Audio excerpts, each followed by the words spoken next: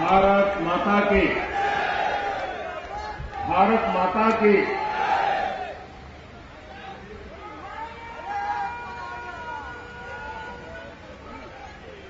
जय।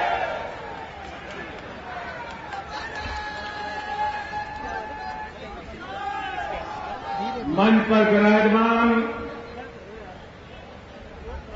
छत्तीसगढ़ के प्राणवान, तेजस्वी, लोकप्रिय मुख्यमंत्री डॉक्टर रमन सिंह जी, मंच पर विराजमान मंत्री परिषद के अन्य साथी, सांसद महोदय, सभी विधायक श्री,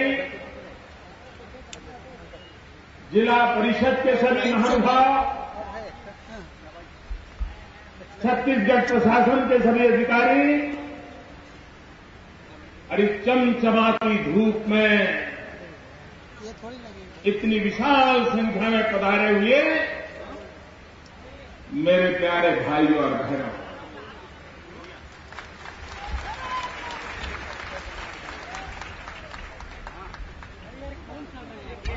इसी मंच पर से 5 साल पहले एक चुनाव सभा में आपसे मैं वोट मांगने के लिए आया था।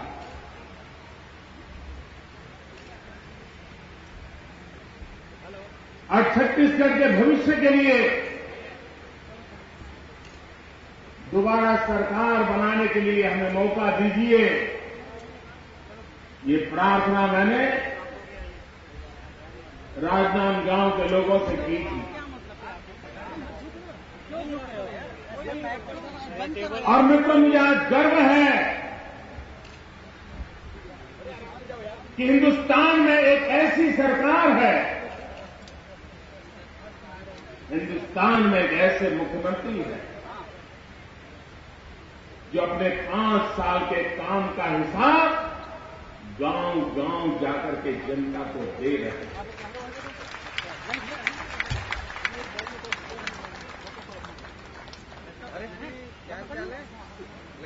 मित्र, आज हिंदुस्तान में इतने साल शासन में रहने के बाद किसी मुख्यमंत्री के लिए खुलेआम जनता जनार्दन के बीच जाना बड़ा मुश्किल है। हमने तो अनुभव किया है, मैंने ऐसी सरकारें देखी हैं, ऐसे मुख्यमंत्री देखे हैं कि उनकी सरकार के मुश्किल से 1-2 साल हुआ हो और कहीं अपने ही जनता के बीच कहीं जाने का अवसर खोजे तो या तो लोग काले झंडे दिखाते हैं या पत्थर फेंकते हैं, उनको वापिस जाने के लिए लोग आग्रह करते हैं। और इस देश में कई ऐसे मुख्यमंत्री हैं जिनको अपनी यात्राओं को स्थगित करके लौट जाना पड़ा है। अनेक राज्यों में ऐसा हुआ है।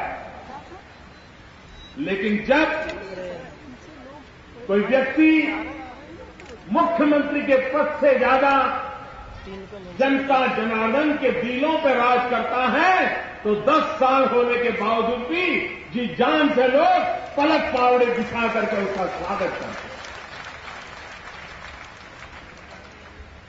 इतने लाखों लोगों को इस चमचमाती धूप में लगातार लोगों से मिलते रहने का ये यज्ञ,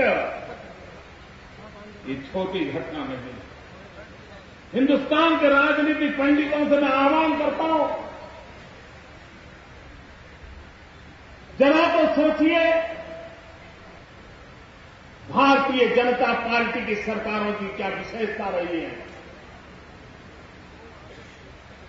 भारतीय जनता पार्टी की सरकारों ने कौन सा मॉडल प्रस्तुत किया है। भाइयों बहनों,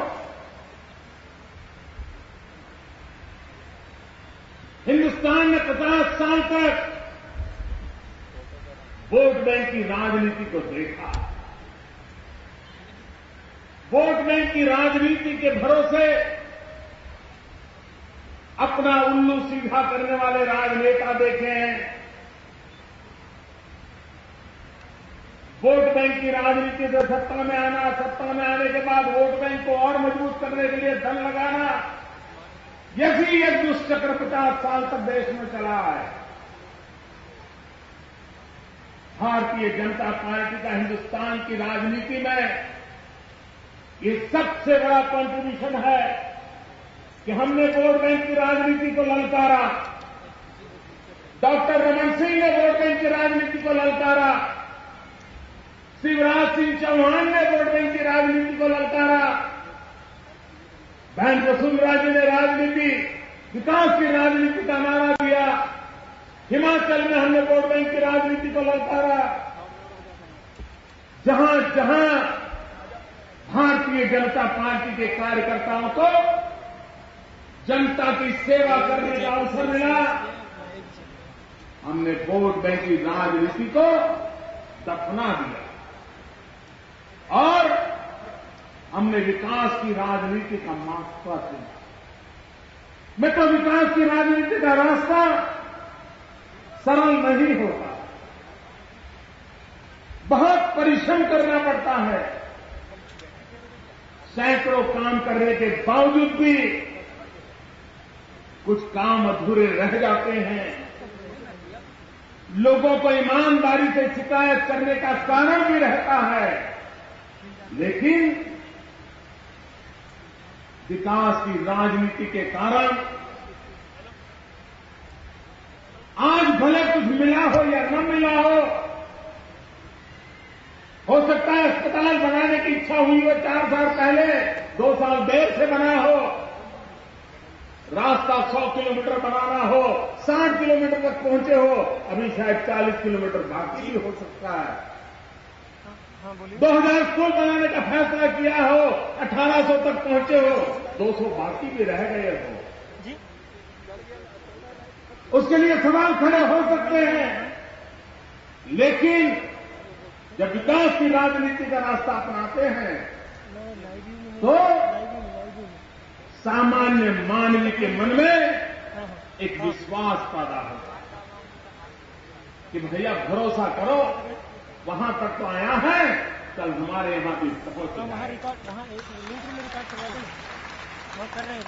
देखो आज हिंदुस्तान में जो सबसे बड़ा संकट है वो संकट है भरोसे का।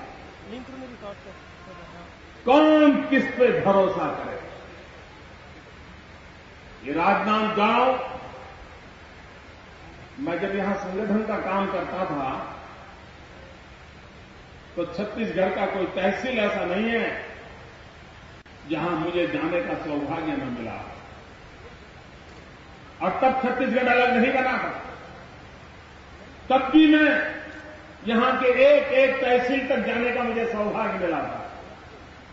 और तब भी मैं राजनांदगांव से बड़ा प्रभावित था और मैं कहता था कभी बातों बातों में कि भाई आपका राजनांदगांव तो छत्तीसगढ़ का काशी है, काशी। जैसे काशी एक विद्वानों की नगरी है, बुद्धिजीवियों की नगरी है, आज छत्तीसगढ़ में मानना होगा कि राजनांदगांव ये बुद्धिजीवियों की नगरी है, कला साहित्य की नगरी है, कला और संस्कृति को, परंपरा को उजागर करने वाली नगरी है। और आज उस नगरी में आकर के एक बार फिर से आपके रूबरू होने का अवसर मिला। भाइयों बहनों, मैं जब भी छत्तीसगढ़ आता हूं 2 ऋण स्वीकार करना मैं अचूक रूप से पसंद करता हूं। 2 गौरव दान करना मैं पसंद करता हूं। एक, हम छत्तीसगढ़ के भाई बहन अटल बिहारी वाजपेयी का जितना गौरव गान करे उतना कम। हिंदुस्तान में राज्यों को बनाने के लिए गोलियां चली हैं, लाठियां चली हैं, निर्दोषों को मौत के घाट उतार दिया गया है, लेकिन ये अटल बिहारी वाजपेयी जी की बदौलत है कि यहां पर कोई लाठी तक नहीं चली और छत्तीसगढ़ का निर्माण हो गया। अटल बिहारी वाजपेयी जी ने छत्तीसगढ़ दिया और उसके कारण आज विकास का गढ़ बनता जा रहा है छत्तीसगढ़। और जब जब विकास की नई ऊंचाइयों को पाएंगे, वाजपेयी जी 1000 बार हमें याद आते आएंगे, उनका ये निर्णय हमें याद आता रहेगा। और इसलिए मैं आज छत्तीसगढ़ की धरती पर श्रद्धेय अटल बिहारी वाजपेयी का स्मरण करना, गौरव करना, ये अपने आप का एक सौभाग्य मानता हूं। मैं दूसरा सौभाग्य ये मानता हूं, और वो मेरा सौभाग्य, मेरा गौरव गान है छत्तीसगढ़ की जनता के लिए। भाइयों बहनों, जब मध्य प्रदेश और छत्तीसगढ़ अलग हुए, दोनों तरफ कांग्रेस की हुकूमत थी, और जो पहली सरकार बनी, लोग आशा करते थे कि नई सरकार बनकर के पता नहीं कुछ समय में छत्तीसगढ़ का कैसा बढ़िया रंग रूप हो जाएगा। लेकिन 3 साल उनको अवसर मिला, उन्होंने छत्तीसगढ़ को इतना तबाह कर दिया, इतना तबाह कर दिया, सारे सपने चूर चूर हो गए। मैं यहां प्रभावी था, तब मेरा आवाज मेरे मन से उठती थी, कहीं ऐसा तो नहीं होगा कि अटल जी ने इतने बड़े आनंद उत्सव के साथ, बड़े आशा अरमानों के साथ छत्तीसगढ़ बनाया, और ऐसे लोगों के हाथ में छत्तीसगढ़ जा पड़ा है, सारे सपने चूर चूर हो जाएंगे, तो शायद हिंदुस्तान में कोई नए छोटे राज्य की हिम्मत नहीं करेगा। मुझे डर लगता है। लेकिन मैं बधाई देता हूं छत्तीसगढ़ की जनता को, मैं गौरव करता हूं छत्तीसगढ़ की जनता को कि उन्होंने 2003 में आते आते परिस्थितियों को भली भांति भांप लिया, संकट को समझ लिया। हम तो छोटे लोग थे, शासन का हमारा रुतबा नहीं था, उसके बाद भी छत्तीसगढ़ की जनता ने कांग्रेस पार्टी को अलविदा की, भारतीय जनता पार्टी को गले लगाया, और आज मैं 10 साल होते जा रहे तब कह सकता हूं कि आपका निर्णय सही था, ये आप भी गौरव के साथ कहते होंगे। छत्तीसगढ़ की जनता को मैं एक और बात के लिए बधाई देना चाहता हूं। आपने राजनीतिक स्थिरता की ताकत क्या होती है, इसको भली भांति जाना है, समझा है। आप भली भांति जानते हैं कि अगर पॉलिटिकल स्टेबिलिटी है तो पॉलिसी में स्टेबिलिटी आती है, विकास की गति सही दिशा में, सही रिधम के साथ चलती है। आपने दोबारा रमन सिंह जी को, भारतीय जनता पार्टी को विजयी दिलाई, उसके कारण विकास करने का, सेवा करने का, गरीबों का भला करने का, आदिवासियों का कल्याण करने का हमारा उमंग, रमन सिंह का उमंग, भारतीय जनता पार्टी की सरकार का उमंग सैकड़ों गुना बढ़ गया। और उसका नतीजा है कि पहले 5 साल जो काम हुआ, दूसरे 5 साल में उससे सैकड़ों गुना ज्यादा अच्छा काम हुआ। अगर पहली टर्म से दूसरी टर्म शानदार रही, मुझे विश्वास है तीसरी टर्म तो पूरे हिंदुस्तान के अंदर शानदार रहेगी, ये मेरा विश्वास है। मित्रों, मैं नहीं जानता हूं छत्तीसगढ़ में अखबारों में क्या खबरें आती हैं, मुझे वो अखबार पढ़ने को मिलते नहीं है, लेकिन देश के अन्य भागों में जब भी छत्तीसगढ़ की कोई बात आती है, उसका एनालिसिस आता है। तो मित्रों, आज मानना पड़ेगा, हिंदुस्तान के अर्थशास्त्रियों को स्वीकार करना पड़ा है कि वो प्रदेश जहां 40% से ज्यादा भूमि फॉरेस्ट लैंड है, जो प्रदेश नक्सलवादियों के लिए दबोच कर रखा हुआ है, जो प्रदेश मध्य प्रदेश में कांग्रेस के शासनकाल से ही पिछड़ा हुआ रहा है, वो आज हिंदुस्तान का सबसे तेज गति से विकास करने वाला राज्य बन गया है। और इसलिए मैं डॉक्टर रमन सिंह जी को लाख लाख बधाई देता हूं, लाख लाख अभिनंदन देता हूं। मतलब मैं भी एक मुख्यमंत्री हूं, मुझे मालूम है विकास की यात्रा को आगे बढ़ाना कितना कठिन होता है और एक बार ऊंचाई पर पहुंचने के बाद उस ऊंचाई को मेंटेन करने के लिए कितनी ताकत लगती है ये मैं भली भांति जानता हूं। डॉक्टर रमन सिंह जी ने बड़ी कुशलता के साथ, बहुत ही नम्रता के साथ, कभी भी रमन सिंह जी की वाणी में हम उतार चढ़ाव नहीं देखते, वही प्यार भरी भाषा। 2003 में जैसे रमन सिंह थे, 2013 में भी रमन सिंह उसी प्यार भरी भाषा लेकर के, वही नम्रता विवेक के साथ आज छत्तीसगढ़ की जनता की एक नम्र भाव से सेवा कर रहे हैं। मित्रों, ये अगर आपने पसंद न किया होता, आपने आशीर्वाद न दिया होता तो शायद ये संभव नहीं हुआ होगा। और इसलिए मैं कहता हूं, मैं इस धरती को प्रणाम करता हूं, यहां की जनता जनार्दन को प्रणाम करता हूं। मित्रों, 2003 में जब छत्तीसगढ़ की रचना हुई, आदरणीय अटल बिहारी वाजपेयी जी ने 2000 में जब छत्तीसगढ़ की रचना की, तब छत्तीसगढ़ का बजट क्या था? सिर्फ 6,000 करोड़ रुपए, सिर्फ 6,000 करोड़ रुपया। और भाइयों बहनों, बजट बड़ा होना कितना कठिन काम होता है वो एक मुख्यमंत्री के नाते मैं भली भांति जानता हूं। आज मैं अभिनंदन करता हूं भारतीय जनता पार्टी की सरकार को, उनके सभी विधायकों का, सभी मंत्रियों का, मुख्यमंत्री का, यहां के प्रशासन का, सभी प्रशासनिक अधिकारियों का भी अभिनंदन करता हूं कि 6,000 करोड़ से यात्रा प्रारंभ की थी, इतने कम समय में आज करीब करीब 49,000 करोड़ तक पहुंचा है मामला। मित्रों, ये छोटी बात नहीं है। मैं आज कुछ फिगर देख रहा, इतना गर्व होता कि मेरा एक साथी, क्या चमत्कार था, इतना गौरव होता था कि मैं रमन सिंह का मित्र हूं, इसका आनंद हो रहा। ऐसा मेरा एक दोस्त जो छत्तीसगढ़ के लिए क्या जी जान लगा से लगा। आप देखिए भाई,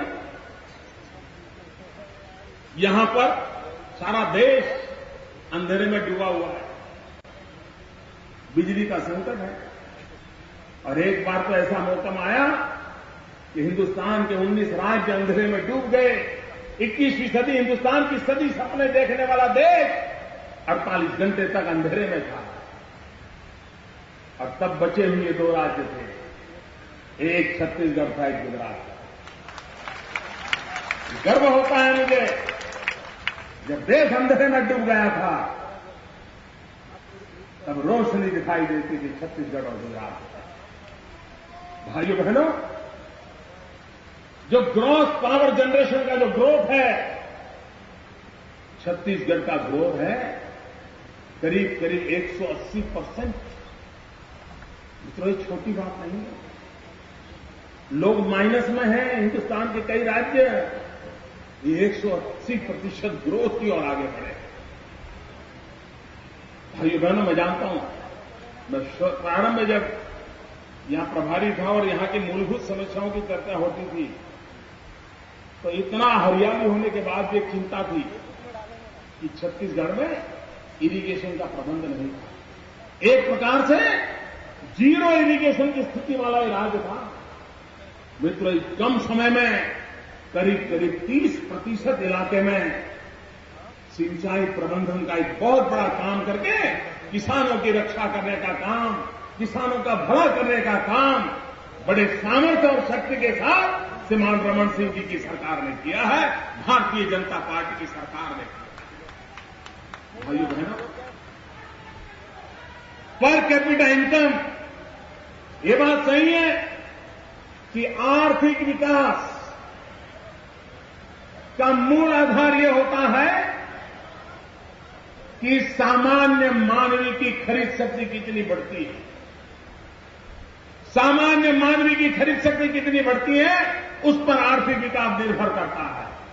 और जब तक पर कैपिटा इनकम नहीं बढ़ती है, तब तक सामान्य व्यक्ति की खरीद शक्ति बढ़ती नहीं है। सामान्य व्यक्ति की अगर खरीद शक्ति नहीं बढ़ती है तो बाजार में तेजी नहीं आती है, बाजार में अर्थनीति दौड़ती नहीं है। आज भाइयों बहनों, मैं छत्तीसगढ़ भारतीय जनता पार्टी के नेतृत्व को बधाई देता हूं, डॉक्टर रमन सिंह जी की सरकार को बधाई देता हूं कि उन्होंने पर कैपिटा इनकम में करीब 150% इंक्रीज किया। 150% वृद्धि, मित्रों ये छोटी बातें नहीं है।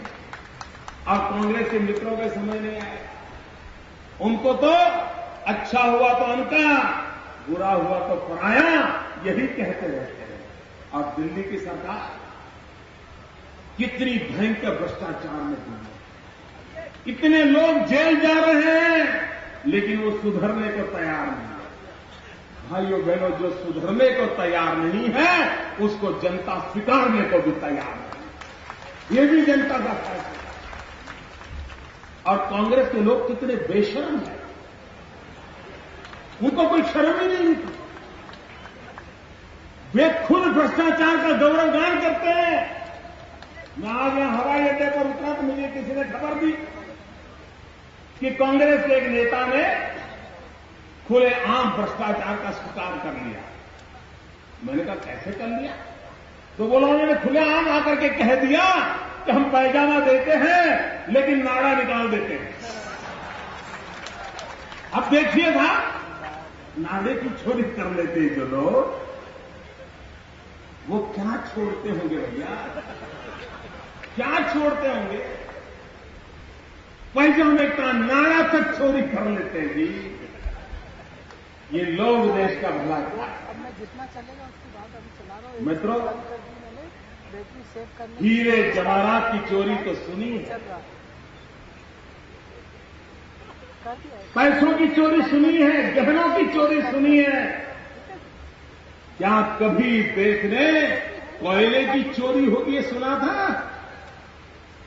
डॉक्टर मनमोहन सिंह जी की सरकार कोयले की चोरी में जेल जा रही है। मित्रों, जेल के दरवाजे उनके इंतजार करके बैठे हैं। अब विचार कीजिए। और मुझे तो लगता है भारत सरकार की बैंकों को आने वाले दिनों में एक घोषणा करनी पड़ेगी। बैंकों को घोषणा करनी पड़ेगी कि हमारी बैंक में कोयला रखने के लिए लॉकर अवेलेबल है। ये करना पड़ेगा। अब कोयले की भी चोरी हो जाए तो भाइयों बहनों क्या बचेगा? भाइयों बहनों, इतनी बड़ी चोरी करने वाले लोग जो देश को लूट रहे हैं, क्या छत्तीसगढ़ को लूटने देना है? अरे पूरी ताकत से बोलो, क्या आप छत्तीसगढ़ में लूट होने देना चाहते हो? क्या आप छत्तीसगढ़ में फिर से वोट बैंक की राजनीति आने देना चाहते हो? क्या आप छत्तीसगढ़ को बर्बाद होने देना चाहते हो? क्या आप छत्तीसगढ़ को ऐसे लोगों के हाथ में देना चाहते हो जो छत्तीसगढ़ को बर्बाद करें? भाइयों बहनों, अब समय की मांग है दोस्तों। हिंदुस्तान के किसी कोने में, किसी राज्य में कांग्रेस पार्टी को इस देश को लूटने का अवसर नहीं देना चाहिए।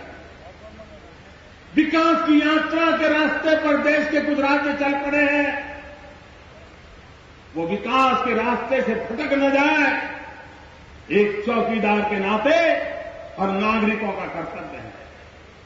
भाइयों बहनों, कांग्रेस के लोग कई वर्षों से नारे बोलने में बड़े माहिर है और हिसाब देते नहीं।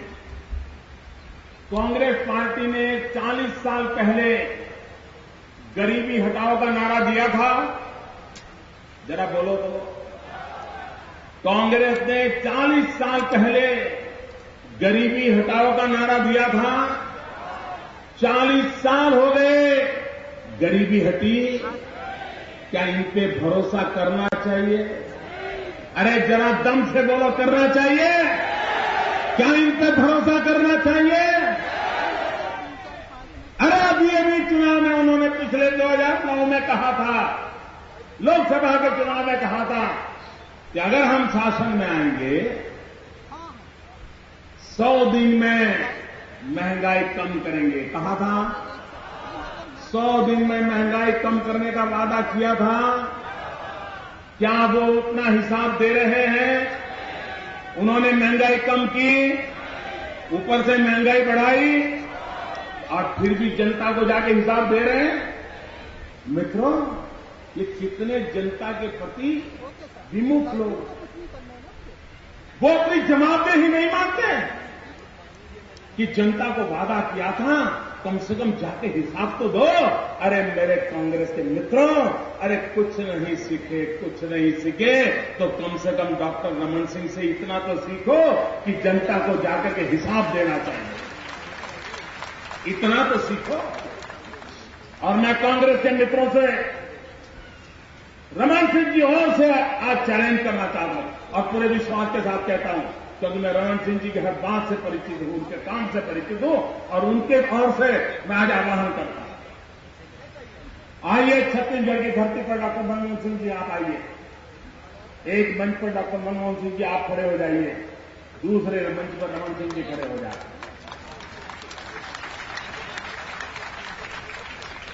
और आप बताइए, आप भी पिछले 8-9 साल से दिल्ली में शासन कर रहे हैं, आपने छत्तीसगढ़ के लिए क्या काम किया उसका हिसाब दो और रमन सिंह जी हिसाब दें, उन्होंने छत्तीसगढ़ के लिए क्या काम किया। मैं दावे से कहता हूं, डॉक्टर मनमोहन सिंह जी, आप अर्थशास्त्र कितने ही बड़े क्यों न हो, किताबें कितनी क्यों न लिखी हो, आप छत्तीसगढ़ की धरती पर जनता को जवाब नहीं दे पाओ, क्योंकि कुछ किया ही नहीं, कुछ नहीं, सिवाय चोरी, लूट, भ्रष्टाचार इस देश को क्या दिया। भाइयों बहनों, कांग्रेस के एक नेता आज केरल गए हैं, केरल में अभी भाषण कर रहे थे, मैंने सुना, और वो कह रहे हैं कि केरल में कांग्रेस सरकार ने शिक्षा के क्षेत्र में बहुत बड़ा काम किया है। मैं कांग्रेस के नेताओं से पूछना चाहता हूं, केरल में जाकर के शिक्षा के क्षेत्र के काम का क्रेडिट लेने के लिए तो चल पड़े हो, लेकिन आप तो 50 साल तक हिंदुस्तान पर राज किया है, देश अनपढ़ क्यों है, जरा जवाब तो दो।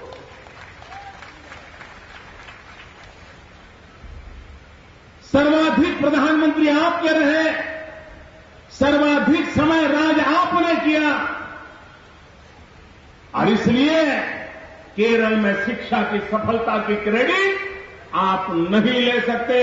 और अगर ईमानदारी नाम की कोई चीज है तो केरल में जो शिक्षा का आंदोलन चला, जन जन को शिक्षित करने के लिए जो अभियान चला, उसके लिए अगर किसी को यश जाता है, क्रेडिट जाती है, तो शिवगिरी मठ के नारायण गुरु को जाती है, जिन्होंने अपनी पूरी जिंदगी गरीबों को, पीड़ितों को, शोषितों को शिक्षा के लिए बल दिया। ये उन्हीं का प्रयास था कि आज से 40 साल पहले केरल को शिक्षा में नई ऊंचाइयों पर ले गए थे। आज केरल में कुछ दम है तो शिवगिरी मठ जैसे, नारायण गुरु जैसे तपस्वी लोगों की समाज की साधना के कारण है। मेहरबानी करके केरल की धरती पर जाकर के कांग्रेस की अच्छाइयां दिखाने के लिए मेहरबानी करके नारायण गुरु जैसे महापुरुषों का अपमान मत करो। 100 साल तक शिवगिरी मठ ने जो सेवा का काम किया है उसको कम दिखाने की कोशिश मत करो।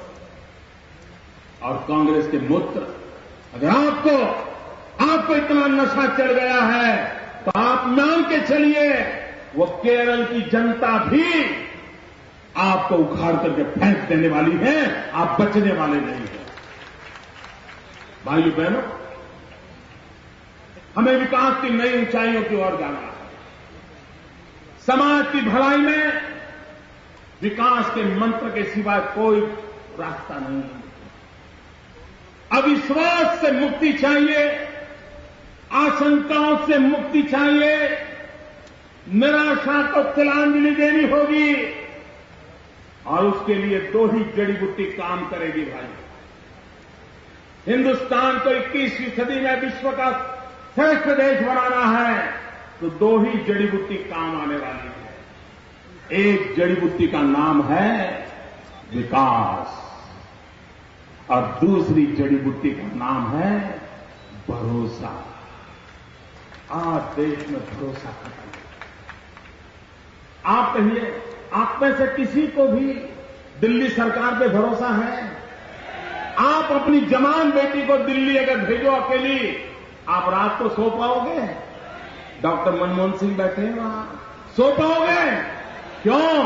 भरोसा नहीं, किसी को किसी पे भरोसा नहीं है मित्रों। आज देश को भरोसा का बहुत बड़ा संकट आया है और भारतीय जनता पार्टी भारत के भाग्य को बदलने के लिए देश में भरोसा पुनः प्रस्थापित करने की राजनीति कर रही है। देश को निराशा की गर्त में से बाहर निकालने के लिए, गरीबी से लोगों को मुक्ति दिलाने के लिए, गरीब से गरीब व्यक्ति को 2 टंक भोजन मिले, बीमार को दवाई मिले, किसान को पैदावार के पैसे मिले, पशु को चारा मिले, आखिर छोर पर बैठे हुए इंसान की जिंदगी बदले, इस काम को करने के लिए भारतीय जनता पार्टी चल पड़ी है और हमारा मंत्र है विकास।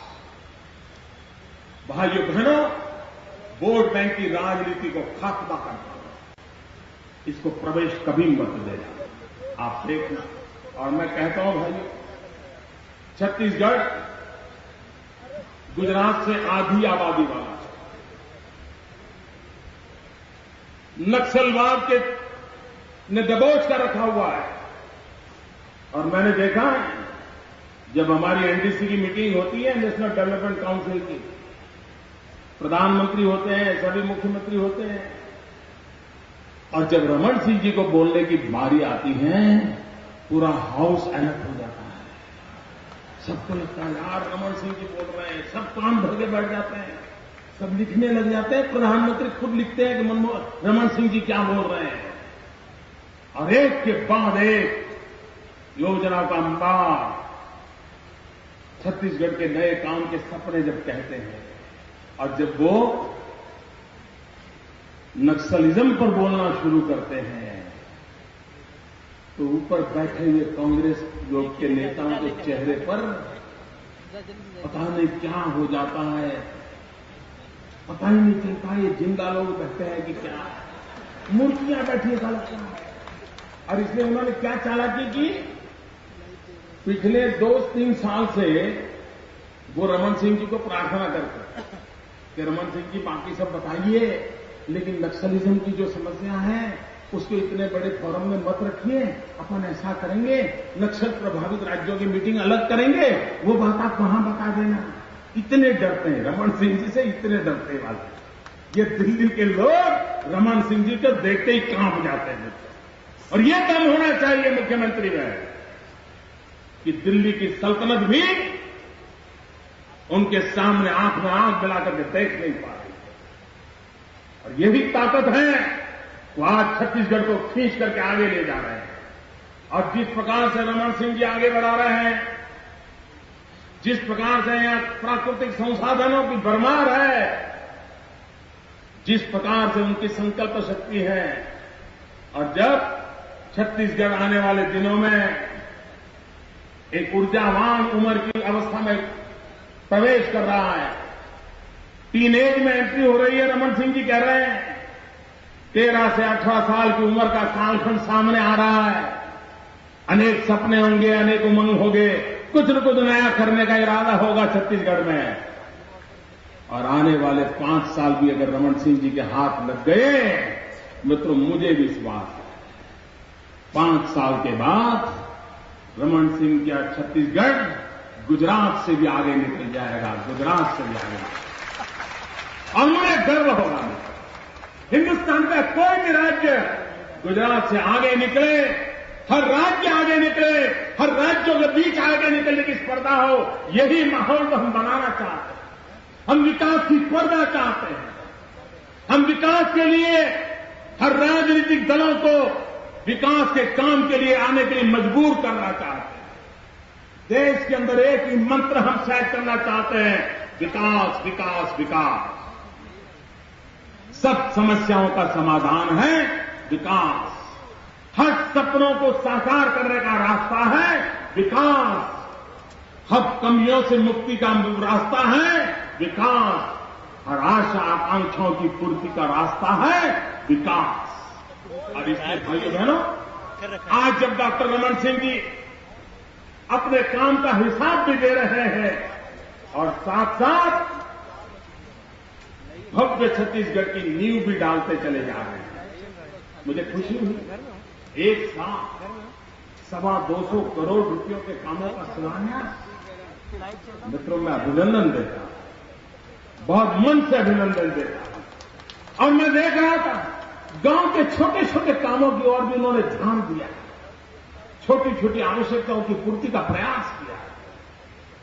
इतनी बारीकी से राज्य के आम आदमी के विकास के लिए चिंता करने वाला काम आज भारतीय जनता पार्टी ने किया है। और मित्रों, एक बात माननी पड़ेगी, आज हिंदुस्तान में अभी अभी पिछले अप्रैल महीने में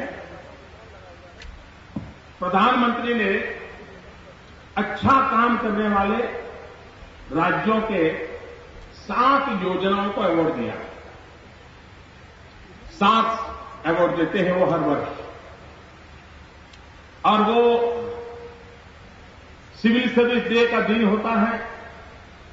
देश के सभी आईएएस, आईपीएस, आईएफएस, आईआरएस सभी अफसरों के लिए ये बड़ा गौरव का दिन होता है। और इस बार मनमोहन सिंह जी की सरकार ने जो 7 अवार्ड दिए, उन 7 अवार्ड में एक भी कांग्रेस की सरकार नहीं है। अवार्ड दिया किसने? दिल्ली में बैठी हुई कांग्रेस की सरकार ने। लेकिन उनके पैरामीटर में उनकी एक भी सरकार नहीं फिट हुई। अवार्ड मिला तो किसको मिला? कर्नाटक को 2 अवार्ड मिले भाजपा की सरकार को। गुजरात को 1 अवार्ड मिला। डॉक्टर रमन सिंह जी की सरकार को 1 अवार्ड मिला। सिक्किम सरकार को अवार्ड मिला। लेकिन कांग्रेस की या यूपीए की एक भी सरकार का नामो निशान नहीं। आप कल्पना कर सकते क्या किया है। और ये लोग देश चलाने और हमें सलाह देते हैं। मित्रों, नक्सलवादियों के खिलाफ मौत को मुट्ठी में लेकर के डॉक्टर रमन सिंह लड़ाई लड़ रहे हैं। यहां के सामान्य मानवीय की रक्षा के लिए जी जान से जुटे हुए हैं। छत्तीसगढ़ को नक्सलवाद से मुक्त कराने के लिए जान की बाजी लगा रहे हैं। और दिल्ली में बैठे हुए लोग हमारी देश की सेना के सर काट करके पाकिस्तान ले जाए। हमारे 2 सेना के जवान अभी तक उनका सर न मिले। और दुर्भाग्य देखिए कि दिल्ली सरकार का सर झुकने को भी तैयार नहीं है। वो क्या देश की रक्षा करेंगे? क्या देश की रक्षा?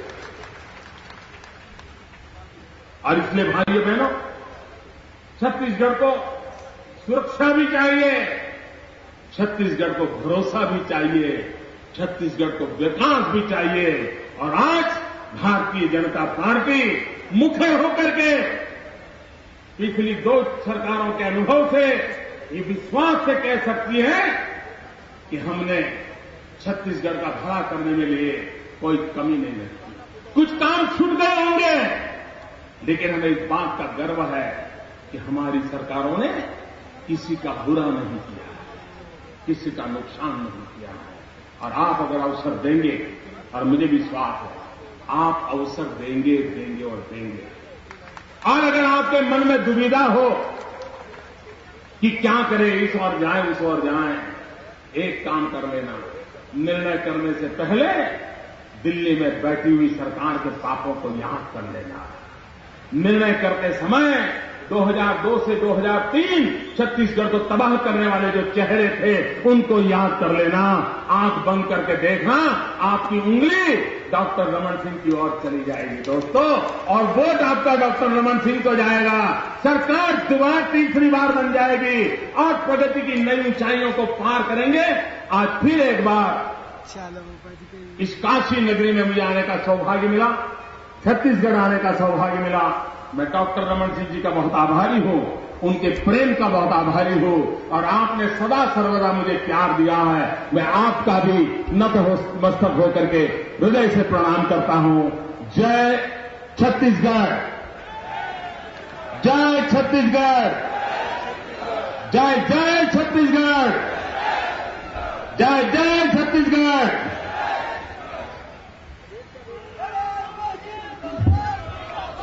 बहुत बहुत धन्यवाद माननीय श्री नरेंद्र मोदी जी। आपके उद्बोधन के लिए आपके प्रति हार्दिक कृतज्ञता ज्ञापित करती हूँ। छत्तीसगढ़ की राजनांदगांव जिले की भूमि पर पधारने के लिए आपको कोटिशः साधुवाद देते हैं। आभार प्रदर्शन के लिए डॉक्टर प्रियंका शुक्ला सीईओ जिला पंचायत को आमंत्रित कर रही हूँ।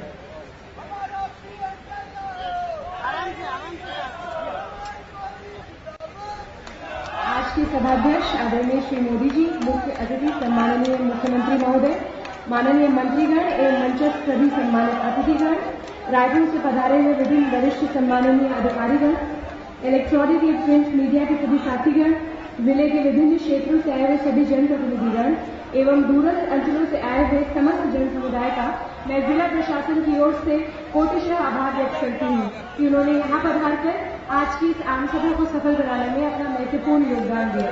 आप सभी को बहुत बहुत धन्यवाद।